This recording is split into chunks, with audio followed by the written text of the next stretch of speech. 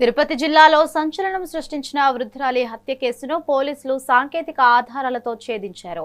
Railway loco pilot గా పనిచేస్తున్న నిందితుడిని అరెస్టు చేసి 12 లక్షల విలువైన బంగారం, నగదు స్వాధీనం చేసుకున్నారు.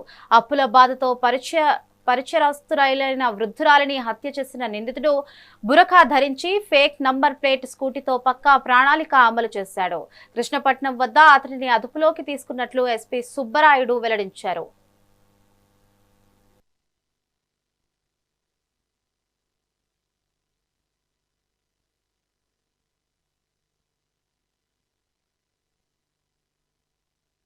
అరవై 9 సంవత్సరాల వృద్ధురాలని మర్డర్ ఫర్గైన్ చేయడం జరిగింది.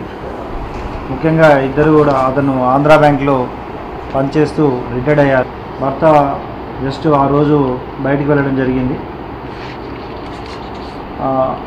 వృద్ధురాలు ఇంట్లో ఉన్న సమయంలో వాళ్ళకి పాత పరిచయం ఉన్న వ్యక్తి, యాక్చువల్ వాళ్ళ ఫ్యామిలీకి కూడా తెలిసిన వ్యక్తి వాళ్ళ ఊళ్ళో నెల్లూరు దగ్గర.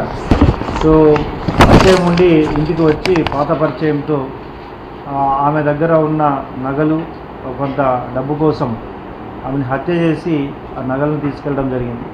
ముఖ్యంగా ఈ రూపేష్ అనే వ్యక్తి దాదాపు 15 సంవత్సరాల నుండి లోకో పైలట్గా నెల్లూరులో పనిచేస్తున్నాడు. ఇతను కేవలం అతని యొక్క దురలవాట్లకి అప్పులు ఎక్కువ చేయడం, సో పరిచయం ఉన్న వీళ్ళు రిటైర్డ్ ఆఫీసర్స్గా ఉన్నారు కాబట్టి వీళ్ళ దగ్గర ఎక్కువగా నగలు, డబ్బులు ఉంటాయనే ఒక దురాలోచనతో ఇంటికి వచ్చి తెలిసిన వ్యక్తిగా ఇంట్లోకి వచ్చి ఆమెని కిరాతకంగా చంపి నగలు, దొరికిన నగల్ని దాదాపు 12 లక్షలు విలువ చేసే నగలు, కొంత డబ్బు తీసుకెళ్ళడం జరిగింది.